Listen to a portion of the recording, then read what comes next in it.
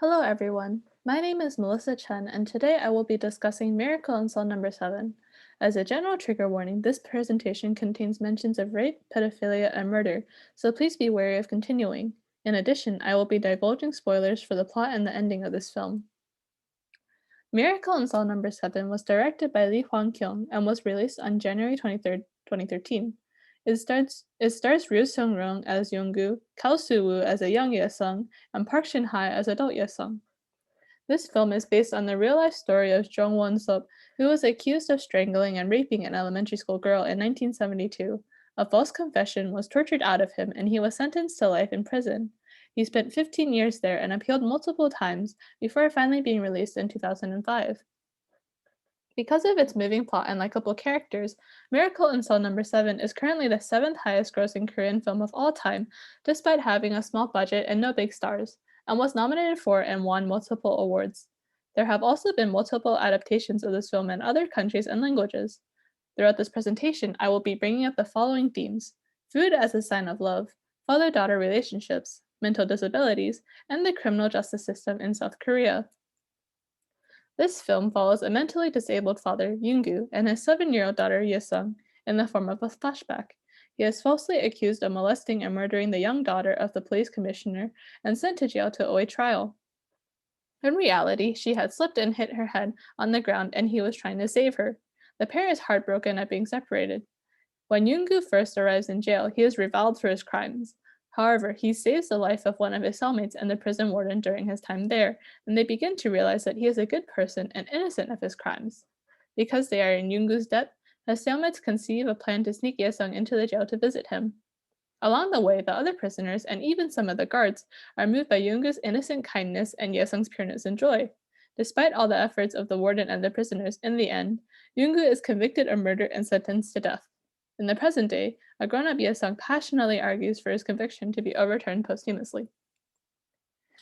A recurring theme in this movie is that every time father and daughter part ways, he tells her to eat well. Koreans often ask, "Have you eaten?" in the same way Westerners would ask, "How are you doing?" They don't really expect an answer in return, but ask as a sign of caring and concern. Food is a symbol of love in Korean culture, as well as Asian culture in general. Asia is a collectivist culture, and a big part of that culture is sharing meals as a family. In addition, in Korea in particular, seniors in both schools and workplaces would treat their underclassmen or juniors to meal as a sign of camaraderie. The keystone of this movie is the relationship between Yoongu and Yesung. Father and daughter are close because they are similar in age mentally. They take turns taking care of each other.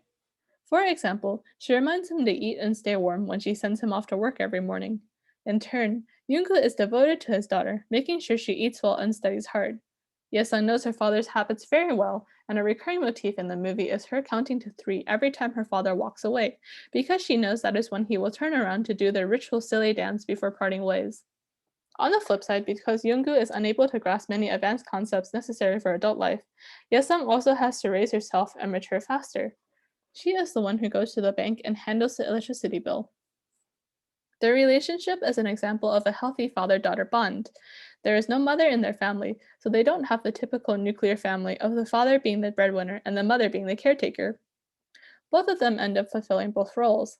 Yoongu earns money while Yesung manages the finances, but they are also both nurturing towards each other. It is a break from the usual parent-child relationship, where the father is slightly more distant from his children due to the fact that he spends most of his time at work and is tired when he comes home for the day. In a sense, they are equals in their relationship, which is very unique in a vertically oriented society where parents have unquestioning authority over their children.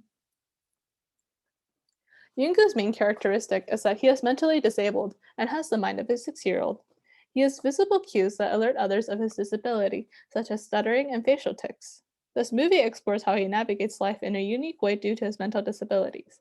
He ends up in jail because law enforcement abuses his mental disability to draw a false confession from him. However, he also wins people over due to his pure-heartedness and innocence. He saves people without a thought for his own safety. While people misunderstand his actions at first, after getting to know him, they see that he is a good person who lacks the cynicism of most adults who have been hardened by the real world.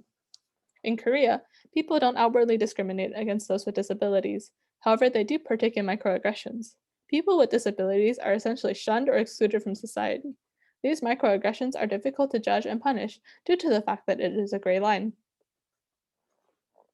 I will now go more in depth into how the misunderstandings due to Yoongu's disability shaped the plot of this movie.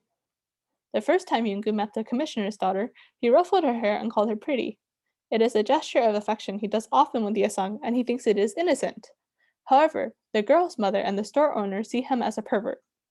Later, when the girl falls and hits her head, he tries to perform CPR and loosen her pants for circulation in an attempt to try to save her. But the mother, influenced by previous ideas she had of him, thought that he was sexually assaulting her. During the spot inspection, where they had him reenact the events of the girl's death, the investigators instructed him to remove his own pants.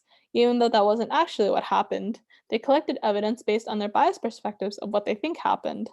Because they believe he is a pervert, they are projecting that idea onto him. Yungu only follows their instructions because he doesn't really know what is going on, and he's only doing what they tell him so he can hurry up and go home to Yesung.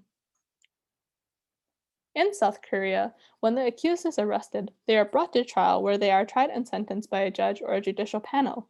According to the World Factbook of Criminal Justice Systems, the accused has the right to a counsel, either a private attorney or a public defender, the right to confess or avoid confession, the right to request investigation of the evidence, and the right to appeal, among others.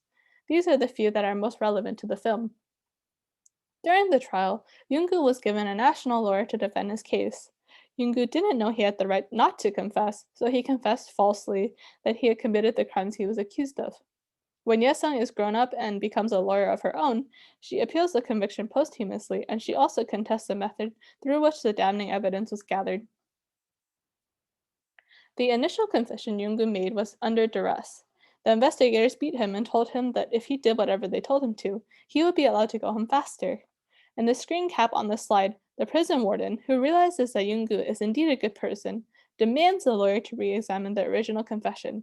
The dialogue that accompanies this scene is "Look at this.